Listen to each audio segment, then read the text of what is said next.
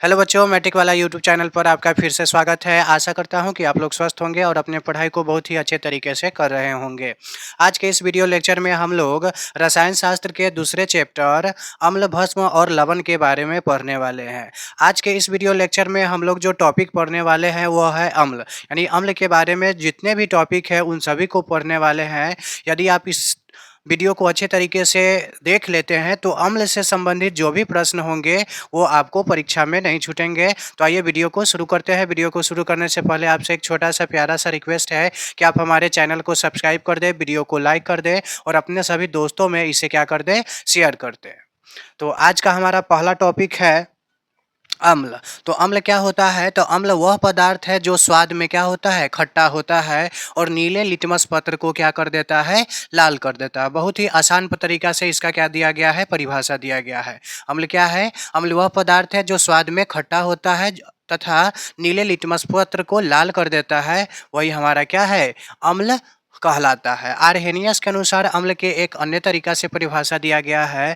अम्ल वह पदार्थ है जो जल में घुलकर हाइड्रोजन आयन देता है, यानी कि अम्ल किसे कहते हैं आर्हेनियस के अनुसार? तो आर्हेनियस के अनुसार अम्ल वह पदार्थ है जो जल में घुलकर हाइड्रोजन आयन देता है। जैसा कि यहाँ पे हाइड्रोक्लोरिक अम्ल और सल्फ्यूरिक अम्ल, उन दोनों का क्या हुआ है, सूत्र लिखा हुआ है।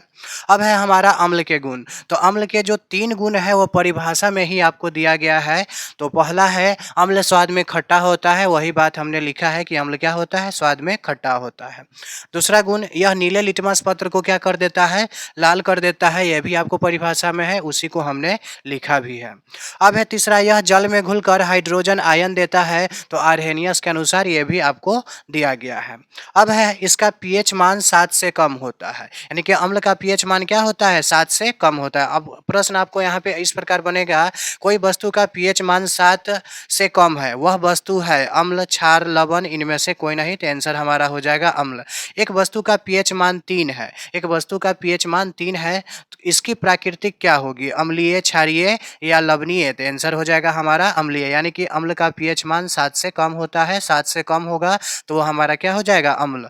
अब 1 और 3, किसी वस्तु का पीएच मान 1 है और किसी वस्तु का पीएच मान 3 है, तो इसमें अधिक अम्लीय कौन होगा? तो अधिक अम्लीय हमारा 1, यानी जितना कम होगा उतना अधिक अम्लीय होगा। ये आपको जिस समय पीएच स्केल पढ़ाया जाएगा उस समय बहुत ही अच्छे तरीके से समझाया जाएगा।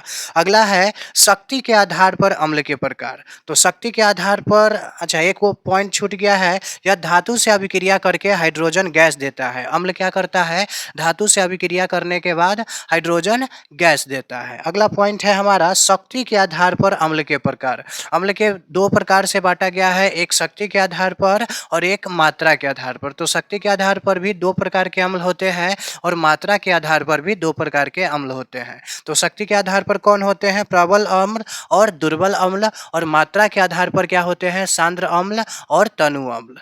तो अब प्रबल अम्ल किसे कहते हैं? तो वे अम्ल जो जल में घुलकर लगभग पूर्णतः आयनित हो जाते हैं, उसे आयनित होकर हाइड्रोजन आयन देते हैं, उसे ही हम क्या कहते हैं, प्रबल अम्ल कहते हैं। जैसा कि यहाँ पे हाइड्रोक्लोरिक अम्ल, नाइट्रिक अम्ल और सल्फ्यूरिक अम्ल, ये सभी के सभी क्या है, प्रबल अम्ल है।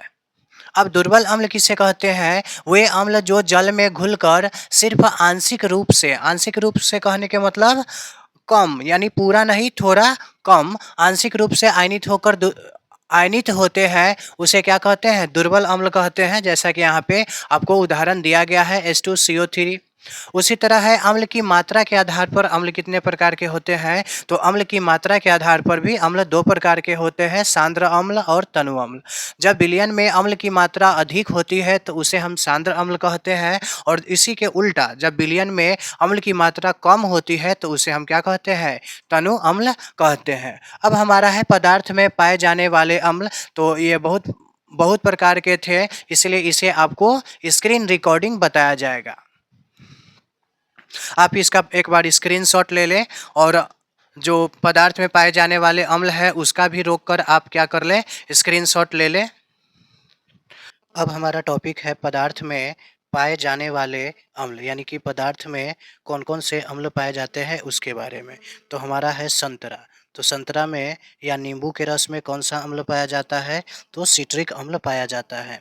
इमली में कौन-सा अम्ल पाया जाता है? तो टार्टरिक अम्ल पाया जाता है। और सेब में कौन-सा अम्ल पाया जाता है? तो मौलिक अम्ल पाया जाता है। सिरका में हमारा एसिटिक अम्ल पाया जाता है। सिरका में हमारा एसिटिक अम्ल पाया जाता है और दही में लैक्टिक अम्ल पाया जाता है। टमाटर के रस में हमारा ऑक्जेलिक अम्ल पाया जाता है। अमाशय रस में हाइड्रोक्लोरिक अम्ल और चाय में टैनिक अम्ल पाया जाता है। उसके बाद है विटामिन सी में, तो विटामिन सी में एस कार्बोरिक अम्ल पाया जाता है। अब है चींटी के डंक, तो चींटी के डंक में हमारा फार्मिक अम्ल या उसी का दूसरा नाम होता है मेथेनोइक अम्ल पाया जाता है। नेटल में भी आपको फार्मिक अम्ल या मेथेनोइक अम्ल पाया जाता है और प्रोटीन में अमीनो अम्ल पाया जाता है।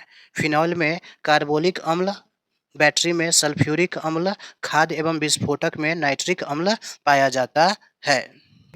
अम्ल से संबंधित जो भी पदार्थ में पाए जाने वाले थे, वे सभी समाप्त हो गए। इससे हर साल परीक्षा में 1 नंबर के प्रश्न ऑब्जेक्टिव में रहते ही हैं। यानी कि आपको पूछ देगा बैटरी में कौन-सा अम्ल पाया जाता है या सिट्रिक अम्ल किस पदार्थ में पाया जाता है, इस प्रकार से प्रश्न पूछे जाते हैं। तो आप इसका एक बार अच्छे तरीके से स्क्रीनशॉट ले लें।